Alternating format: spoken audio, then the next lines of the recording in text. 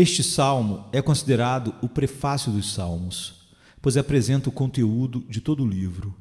É desejo do salmista ensinar-nos o caminho para a bem-aventurança e avisar-nos sobre a destruição certa dos pecadores. Este, portanto, é o assunto do primeiro salmo, que em certos respeitos pode ser visto como texto sobre o qual o todo dos salmos compõe um sermão divino. Este salmo consiste de duas partes. Na primeira, do verso 1 ao 3, Davi expõe em que consiste a felicidade e a bem-aventurança de um homem piedoso, quais são os seus procedimentos e quais as bênçãos que receberá do Senhor. Na segunda parte, dos versículos 4 ao final, ele contrasta o estado e o caráter daqueles que não têm Deus, revela o futuro e descreve em linguagem impressionante seu destino final. Agora as dicas para a meditação. Bem-aventurado o homem que não anda segundo o conselho dos ímpios, nem se detém no caminho dos pecadores, nem se assenta na roda dos escarnecedores. Salmos 1:1. Pode fornecer esse primeiro versículo um texto ótimo sobre o progresso no pecado, ou a pureza do cristão, ou as bem-aventuranças dos justos. Sobre este último, fale do crente como abençoado. 1. Por Deus. 2. Em Cristo. 3. Com todas as bênçãos.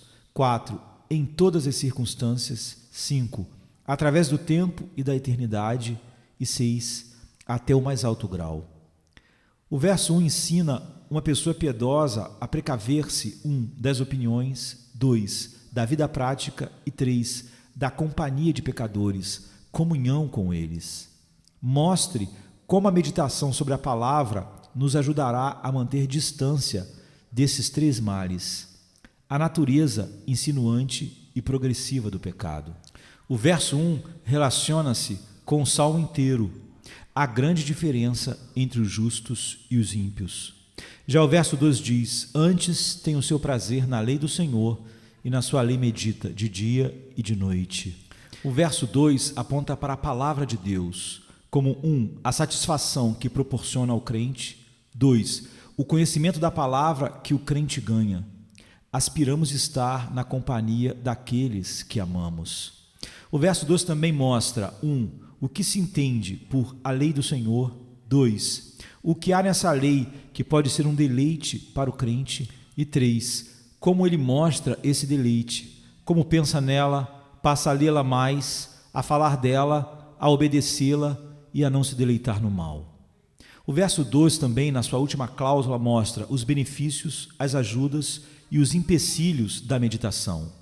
Já o verso 3 nos diz: pois será como a árvore plantada junto a ribeiros de águas, a qual dá o seu fruto no seu tempo.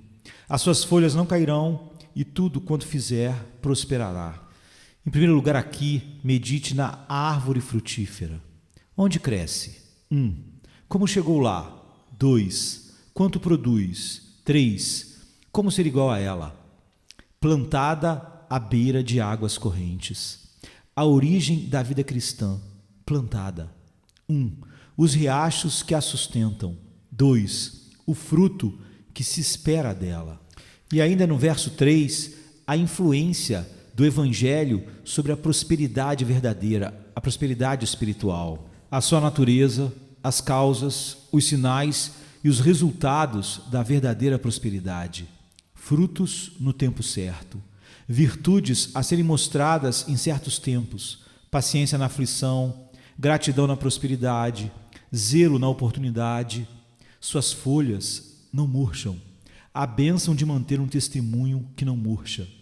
E o verso 4 diz: não são assim os ímpios, mas são como a moinha que o vento espalha. Salmo 1:4. Aqui temos um título sugestivo: a palha espalhada pelo vento. O pecado provoca contradição em cima de cada bênção. Não há nenhuma vida no ímpio. Como é a diferença de uma palha para uma árvore? Ele é levado pelos ventos às circunstâncias, pois não tem um manancial nutrindo ele, como o rio da vida nutre a árvore em qualquer circunstância. É apenas palha, seca e morta, sem raízes, à mercê de todos os acontecimentos. Por isso, os ímpios não subsistirão no juízo, nem os pecadores na congregação dos justos. Salmos 1, 5. No verso 5, mostra a condenação dupla do pecador. 1. Condenado no tribunal de justiça. 2. Separado dos santos. A racionalidade dessas penas, portanto, e como escapar delas, deve ser nossa meditação. A comunidade dos justos, vista como sendo a igreja do unigênito acima, isso pode fornecer um assunto nobre para a meditação. Porque o Senhor conhece o caminho dos justos, porém o caminho dos ímpios perecerá. Salmos 1, verso 6. O verso 6, na sua primeira fase, é um doce incentivo para o povo experimentado de Deus. O conhecimento aqui significava 1. Seu caráter, um conhecimento de observação e aprovação. 2. Sua fonte, vem pela onisciência e pelo amor infinito. E 3. Seus resultados, sustento, livramento, aceitação e, por fim, glória. E a última cláusula do verso 6 mostra aqui o caminho do prazer fora de Deus, do orgulho, da descrença, da blasfêmia, da perseguição, da procrastinação, da autoilusão, chegará ao fim. Bem-aventurado o homem que não anda segundo o conselho dos ímpios, nem se detém no caminho dos pecadores, nem se assenta na roda dos escarnecedores. Antes tem o seu prazer na lei do Senhor, e na sua lei medita de dia e de noite.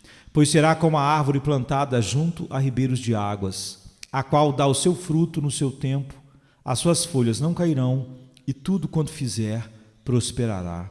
Não são assim os ímpios, mas são como a moinha que o vento espalha.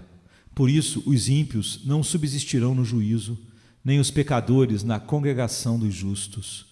Porque o Senhor conhece o caminho dos justos, porém o caminho dos ímpios perecerá.